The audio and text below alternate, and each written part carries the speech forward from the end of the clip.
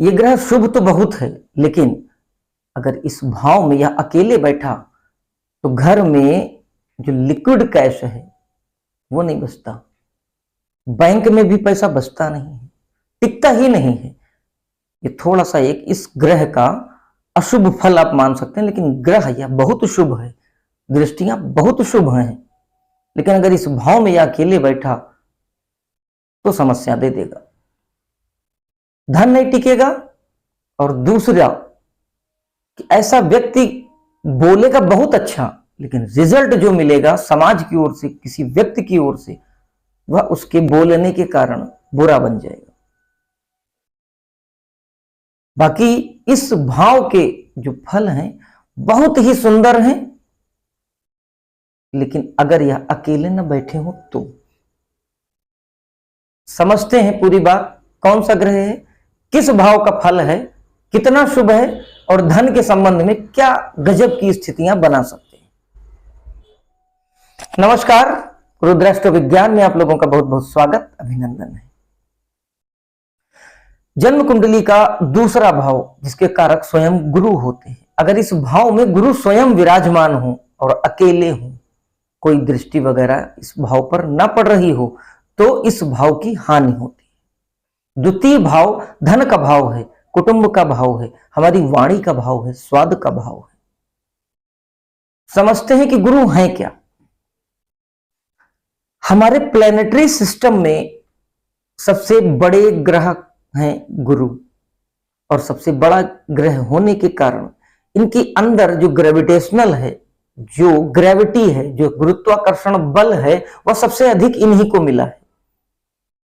तो हमारे solar system में बृहस्पति का गुरुत्व बल, किसी को खींच के स्वयं में समाहित कर लेने का जो बल है, वह गुरु का सबसे अधिक है।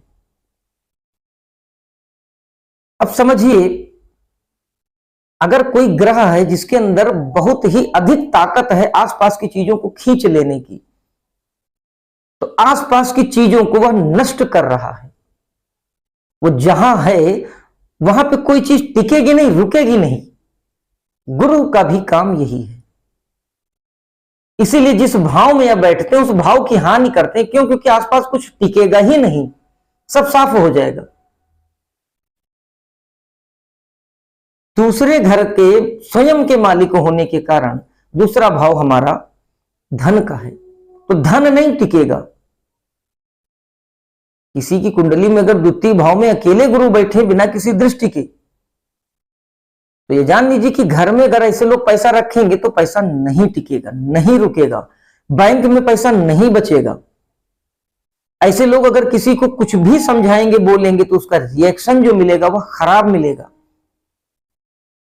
आप समझाएंगे बड़े मन से, आप बात उसको अच्छी कहेंगे, अच्छी बात समझाएंगे, लेकिन समझ में नहीं आएगी बात उसके, और दूसरा रिएक्शन जो मिलेगा वह एक खराब प्रतिक्रिया के रूप में मिलेगा।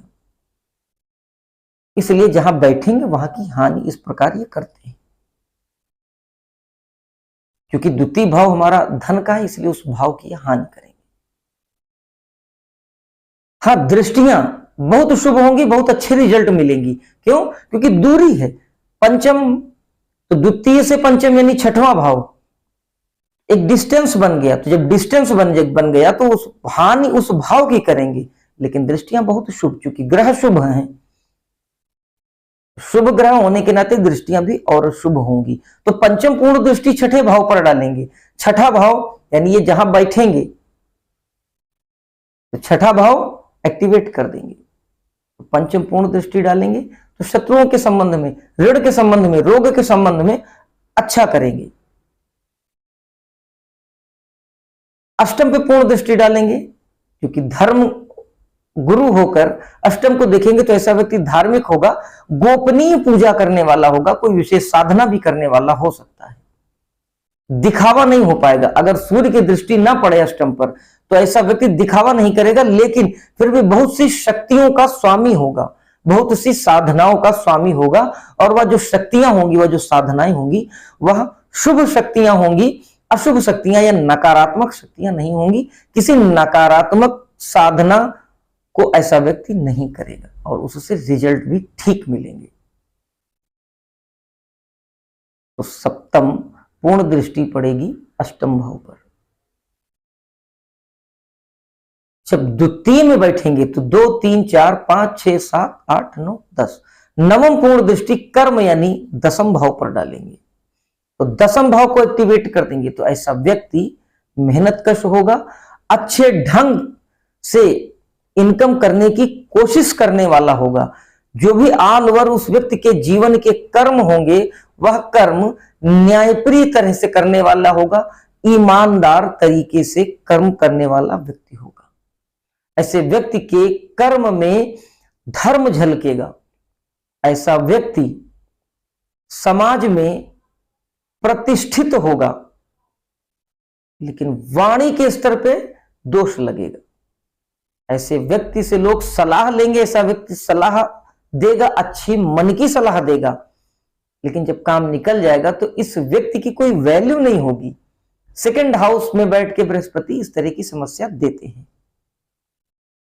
कर्म भाव को एक्टिवेट करेंगे तो ऐसा व्यक्ति कर्म के मामले में बहुत अच्छी मान्यता रखने वाला होगा। समाज में ऐसे व्यक्ति की वैल्यू होगी उसके काम के कारण। न्यायप्रिय होगा, ऐसे व्यक्ति के पास लोग आके अपनी बात कहते होंगे। ऐसे व्यक्ति से लोग न्याय की अपेक्षा रखते होंगे।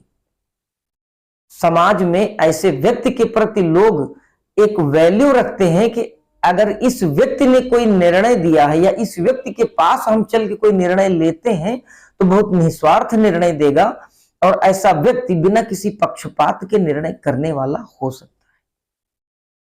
अगर सूर्य की स्थिति बहुत अच्छी और सपोर्टिव हो और दशमेश यानी दशम भाव में जो राशि है उसका स्वामी भी बहुत अच्छी स्थिति में हो, तो ऐसा व्यक्ति जज हो सकता है, न्याय करने वाला हो सकता है। ऐसे व्यक्ति पर किसी तरह के बेईमानी के आरोप नहीं लगेंगे। द्वितीय का गुरु, उसकी दृष्टियां बड़ी शुभ होंगी, लेकिन द्वितीय भाव में गुरु बैठेंगे तो हानि करते हैं, धन की हानि करते हैं। थोड़ा सा ध्यान रखने लायक बात यह है कि अगर द्वितीय भाव में जो राशि है, अगर उस राशि के स्वामी ग्रह की स्थिति नहीं अच्छी है तो यह फल बिल्कुल सटीक दिखेंगे। दूसरी बात कि गुरु अपनी ही राशि में ना हो या उच्च के ना हो, द्वितीय भाव में सामान्य में हो या शत्रु राशि में हो, तो इस तरह के फल निश्चित देखने को मिलेंगे। जैसे कि कन्या लग्न में द्वितीय भाव शुक्र का होगा, 7 नंबर यानी कि तुला राशि का, तो यह शत्रु राशिस्थ विराजमान होंगे। और अगर शुक्र की स्थिति भी थोड़ी सी गड़बड़ हो जाए तो धन के मामले में अगर ऐसा व्यक्ति घर में धन रखता है, धन नहीं टिकेगा। ऐसा व्यक्ति सोचता है कि हम बैंक में जमा करके 4 पैसे इकट्ठा कर लें, तो नहीं कर पाएगा। ऐसा व्यक्ति अगर सोचे कि हम सलाह किसी को अच्छी सलाह दें और समाज में हमारी एक अच्छा बोलने वाले व्यक्ति की रूप में हमारी ख्याति बन जाए, तो नहीं बनती।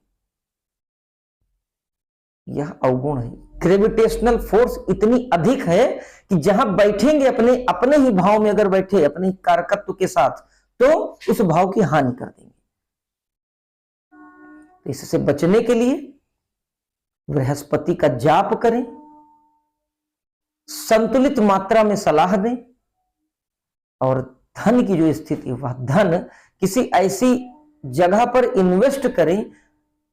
जो कुंडली में थोड़ा सा विश्लेषण कर लीजिए कि आपके परिवार के किस सदस्य की बृहस्पति की स्थिति बहुत अच्छी है और उनकी कुंडली में कौन सा भाव सबसे अच्छा है, तो उस प्रकार का इन्वेस्टमेंट, अपने धन का इन्वेस्टमेंट उस व्यक्ति के नाम पर किसी फिक्स्ड रूप में कर दीजिए, जो एक असेट, एक फिक्स्ड असेट की वैल्यू बनी। मंगल की स्थिति अगर अच्छी हो तो जमीन में उस व्यक्ति के नाम से इन्वेस्ट करें जो उनके परिवार का सदस्य हो, अपने नाम से मत करें, वरना अड़चने आएंगी। और मंगल की स्थिति अगर खराब हुई तो प्रॉपर्टी बिक जाएगी और वो पैसा वेस्ट हो जाएगा। हम धोखा नहीं दे सकते, अनुनय विनय कर सकते हैं ग्रहों से। हम सोचे कोई प्लानिंग करके कुछ धोखा दे दें, no, this is not possible. निवेदन कर सकते हैं मंत्रोच्चारण के माध्यम से।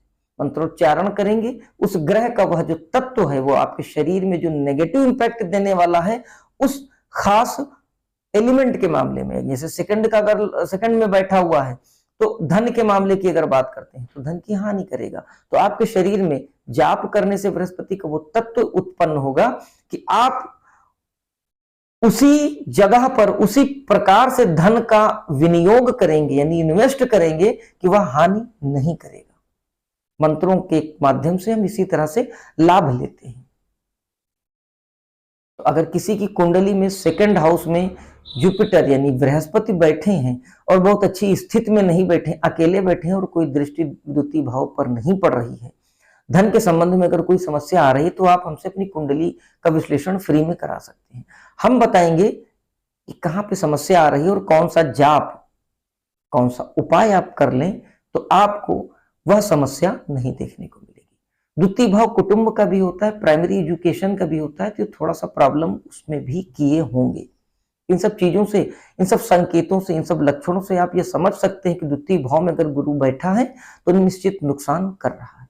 अपने बचपन में आप नोटिस करिए कि आपकी जो प्राइमरी एजुकेशन रही वो किस प्रकार की बीती है। आप जब बोलते हैं, किसी को समझाते हैं कोई बात, तो उसके बदले में जो रिजल्ट आपको मिलता है वो किस प्रकार का मिलता है। इससे आप नोटिस कर सकते हैं कि बृहस्पति कैसे हैं। अगर बृहस्पति खराब है, आप नोटिस कर रहे हैं और आपको सोल्यूशन नहीं मिला तो हमसे संपर्क करिए, हम उपाय बताएंगे। उपाय अगर आप करेंगे तो निश्चित आपको सोल्यूशन मिलेगा। इन्हीं शब्दों के साथ विराम देता हूं। अगले फिर किसी ज्ञानवर्धक वीडियो में आपसे भेंट मुलाकात होगी। तब तक के लिए जय महाकाल।